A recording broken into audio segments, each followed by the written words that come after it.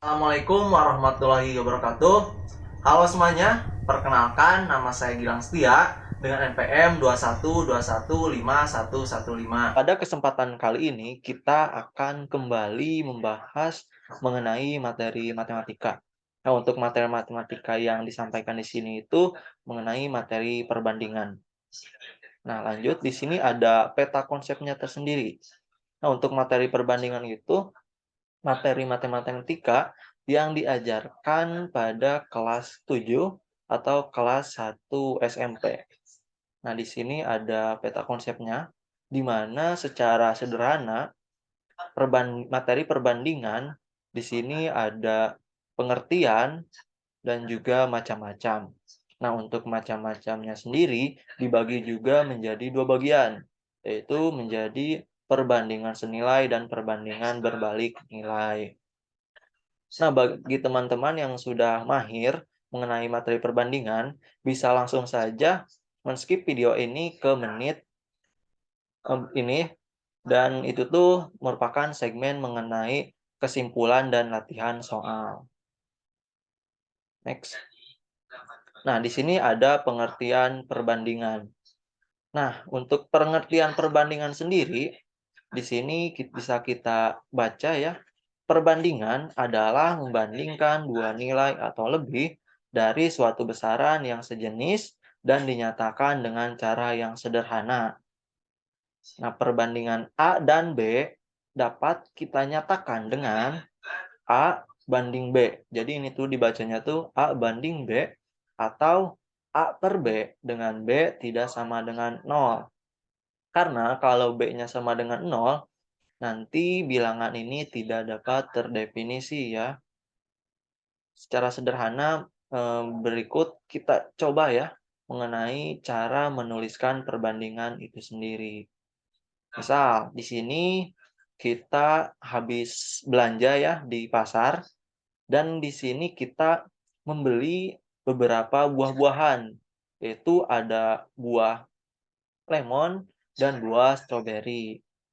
Maka kita bantu ibu kita untuk membandingkan jumlah lemon dan stroberi di keranjang di atas. Nah, untuk membandingkan ini, kita bisa mengelompokkan terlebih dahulu mana buah lemon dan mana buah stroberi, sehingga kita dapat menuliskannya, kita memisahkan ke keranjang bawah jadi lemon. Nah, untuk lemon kita bisa hitung di atas itu kan ada 1, 2, 3, 4, 5, 6, 7. Berarti kita pisahkan menjadi satu kelompok lemon nih di sebelah kiri. Kita tulis lagi, lemonnya ada 1, 2, 3, 4, 5, 6, 7. Setelah itu, kita pindahkan yang stroberi. Nah, yang stroberi di sini kan ada 1, 2, 3, 4, 5. Jadi kita pisahkan ke bawah untuk kelompok stroberi di sebelah kanan tanda banding. Jadi seperti ini.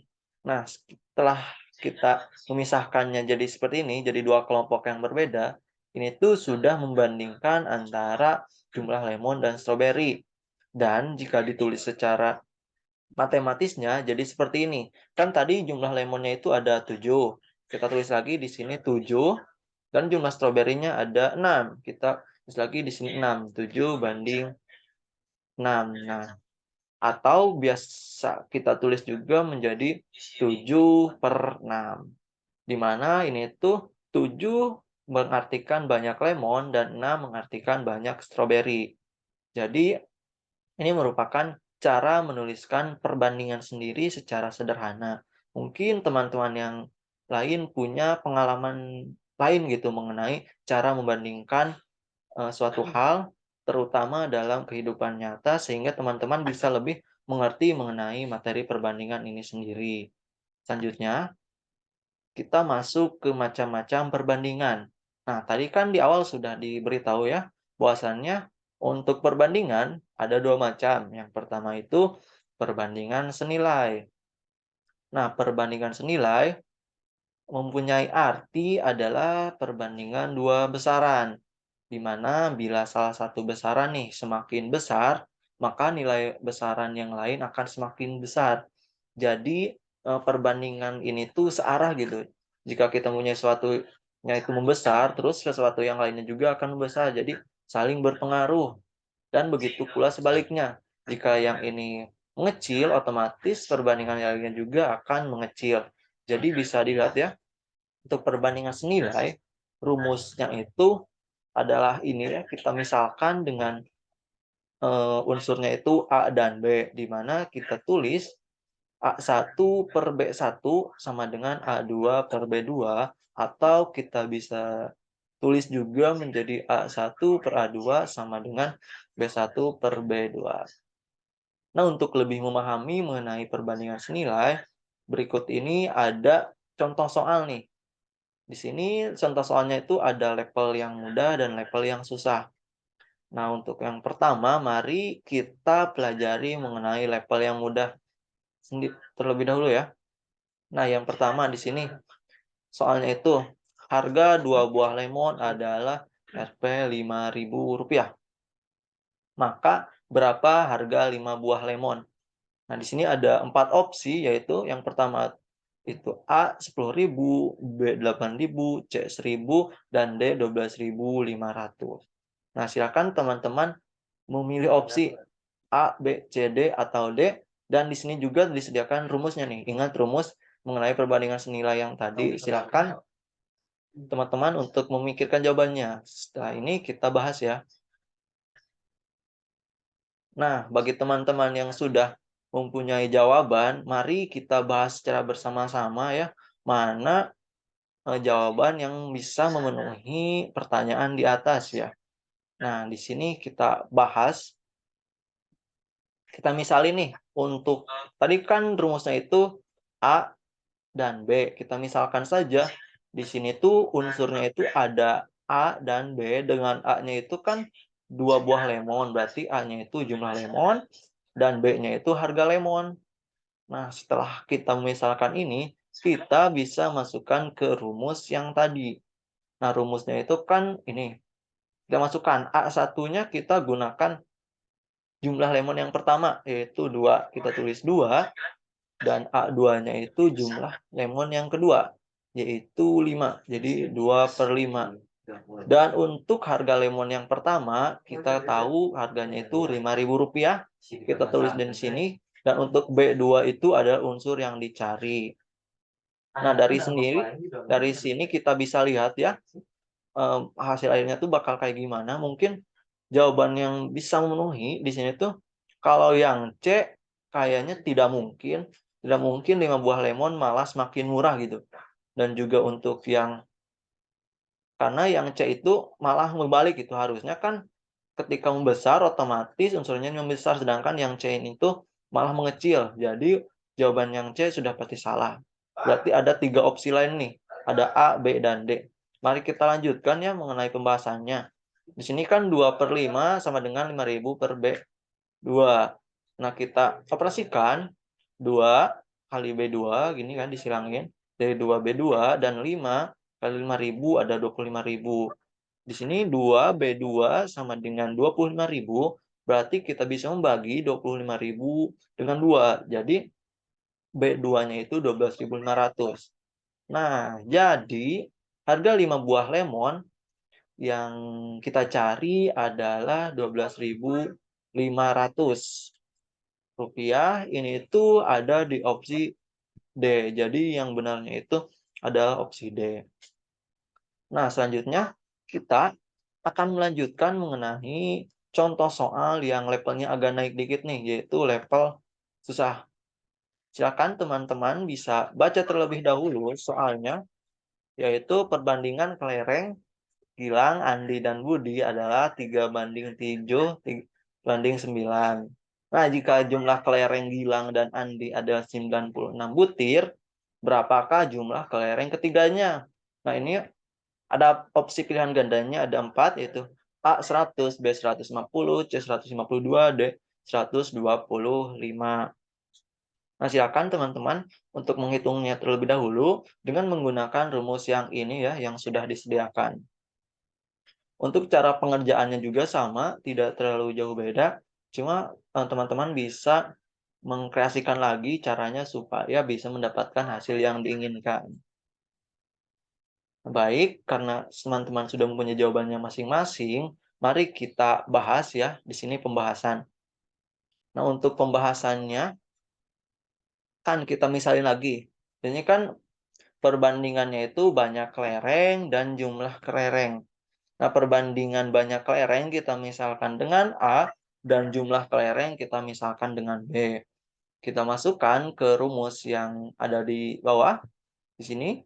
A1 kan perbandingan, berarti perbandingan banyak kelerengnya itu 3, 7, 9, dan jumlah kelerengnya itu adalah 96.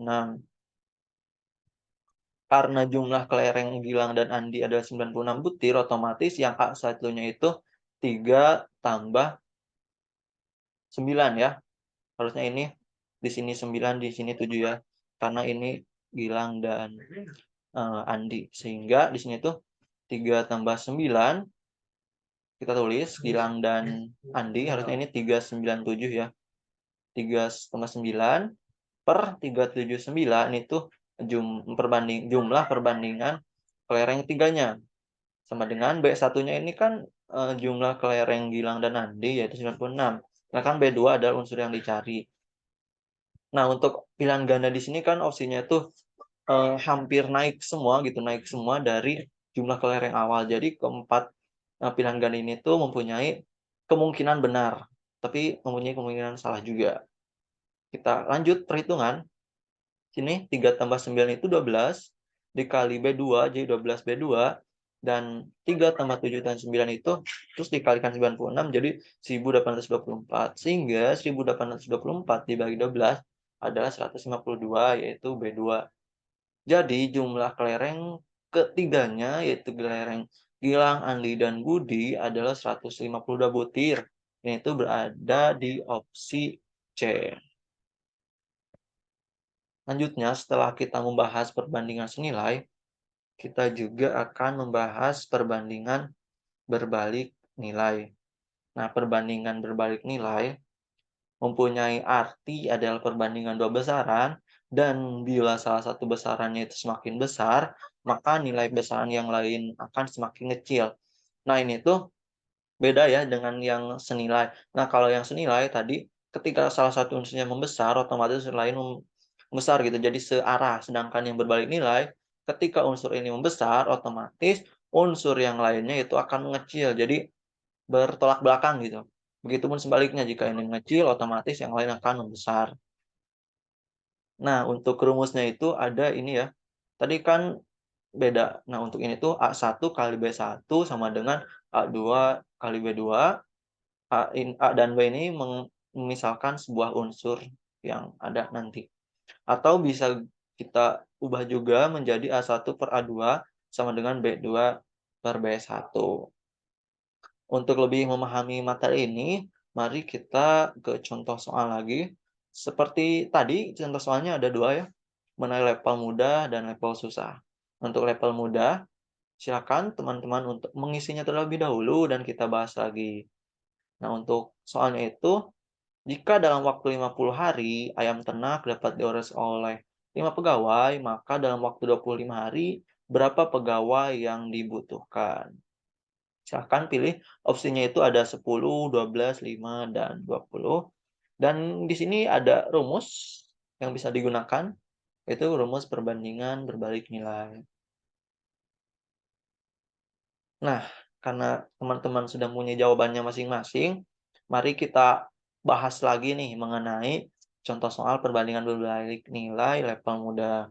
Kita misalkan lagi, misal A-nya itu adalah waktu dan B-nya itu pegawai. Maka A di sini kan waktu pertamanya itu 50 dan waktu keduanya itu ada 25, sedangkan pegawai pertama itu ada 5 dan pegawai yang kedua itu yang ditanyakannya. Nah, bisa dilihat bahwasannya ini tuh mengecil gitu 50 ke 25. Otomatis pegawai yang dibutuhkannya juga akan membesar karena kebalikannya. Sehingga dari 3 opsi ini nih, yang paling menurut adalah opsi A, B, dan D, karena yang C itu nggak berubah gitu, masih 5. Jadi kemungkinan besar yang C adalah yang salah. Mari kita lanjutkan, kita operasikan nih, 50 kali 5 ada 250, terus 25 kali B2 jadi 25 B2. 250 bagi 25 sama dengan 10. Jadi B2-nya itu 10 yang berarti pegawai yang dibutuhkan untuk mengurus ayam selama 25 hari adalah 10 orang atau opsi yang selanjutnya kita bahas nih soal yang kedua mengenai level yang susah. Agak naik dikit ya levelnya. Bisa dibaca lagi ya soalnya teman-teman. Di sini disebutkan bahwa sebuah proyek dikerjakan oleh 8 orang selesai dalam waktu 15 hari. Supaya proyek selesai dalam waktu 12 hari, berapa banyak pekerja yang perlu ditambah. Jadi ini tuh banyak yang ditambahnya sebelum 8 gitu. Setelah 8 itu kan jadi berapa orang sehingga bisa 12 hari. Bukan jumlahnya tapi berapa banyak yang perlu ditambah, dan opsi pilihannya itu ada 3, 2, 10, dan 20. Misalkan untuk teman-teman bisa menghitungnya terlebih dahulu dan memilih opsi jawaban dengan rumus sudah disediakan juga ya di sebelah pojok kanan bawah. Nah, bagi teman-teman yang sudah mempunyai jawaban, mari kita bahas bersama-sama. Kita misalkan kembali ya untuk A. Sekarang A di sini tuh adalah menyatakan pekerja dan B menyatakan waktu. Nah, kan di sini tuh ininya tuh membesar 8 orang 15 hari jadi 12 hari, otomatis ini tuh mengecilkan berbalik nilai, berarti yang 8 orang pasti bertambah jadi berapa orang.